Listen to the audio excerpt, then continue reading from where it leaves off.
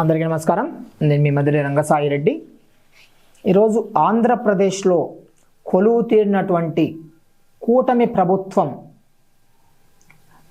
ఒకంత అసహనంతో ఉన్నట్లు మనకు అర్థమవుతుంది. ఎందుకంటే ఈరోజు కూటమి ప్రభుత్వంలో 2/3 మంది కొత్తవారు ఎమ్మెల్యేలుగా ఎన్నికయ్యారు. అట్లాగే కూటమి ప్రభుత్వంలో పాతవారిలో కూడా కొత్తవారు పాతవారు ఈ 164 మందిలో దాదాపుగా 50 మంది ఎమ్మెల్యేలపై ప్రజల్లో తీవ్ర వ్యతిరేకత ఏడాది కాలంలోనే వచ్చినట్లు ఈరోజు వివిధ మాధ్యమాల ద్వారా అర్థమవుతుంది. ఇటు కూటమిలో ఉన్నటువంటి ముఖ్య నాయకులు చంద్రబాబు నాయుడు గారైతేమి, పవన్ కళ్యాణ్ గారైతేమి, నారా లోకేష్ గారైతేమి తమ దైన శైలిలో ఒక ప్రత్యేకమైన ముద్ర వేసుకుంటూ ప్రజల్లో దూసుకుపోతున్నారు. వాళ్ళు చేసిన ఏదైతే పనులు ఉన్నాయో అలాగే వాళ్ళు ప్రజలలో మమేకమయ్యే పరిస్థితులు స్థానికంగా ఎమ్మెల్యేలు మంత్రులు చేయడం లేదని ఒక ప్రధాన ఆరోపణ. ఇక్కడ ప్రధానంగా గోదావరి జిల్లాలో ఒక మంత్రి తనని సొంత నియోజకవర్గంలోనే తీవ్ర వ్యతిరేకత ఉన్నట్లు, అట్లాగే ఉత్తరాంధ్ర జిల్లాలో కూడా ఒకరిద్దరు మంత్రులపై ప్రజల్లో పూర్తి వ్యతిరేకత ఉన్నట్లు, మంత్రులు కనీసం తమ పరిధిలో తమ ప్రాంతంలో ఉన్న ఎమ్మెల్యేలకు కూడా సత్సంబంధాలు కొనసాగించకపోవడం చంద్రబాబు నాయుడు గారు ఒకంత అసహనమైతే కలిగిస్తున్నట్లు అర్థమవుతుంది.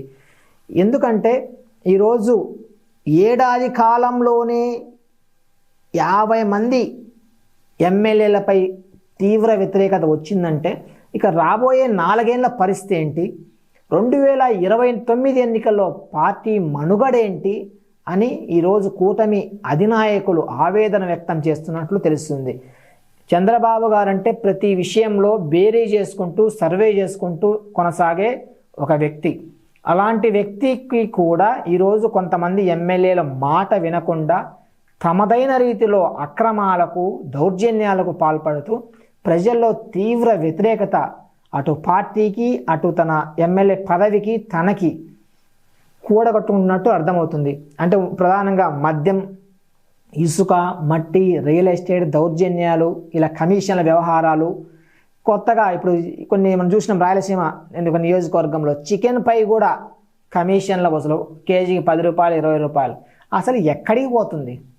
ఇలా జరిగితే భవిష్యత్ కూటమి పార్టీలకి ప్రజలు ఇస్తారా అనేదైతే ఒక సందేహాత్మకంగా ఉంది. కాబట్టి చంద్రబాబు నాయుడు గారు వివిధ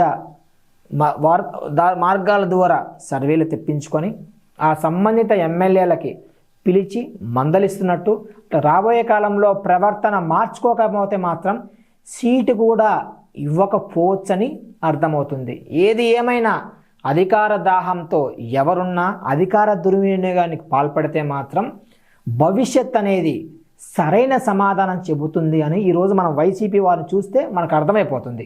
కాబట్టి చట్ట ప్రకారం నడవండి, ప్రజాభిష్టం మేరకు పరిపాలన అందించండి అని మేము మరీ కోరుతున్నాము. ధన్యవాదాలు.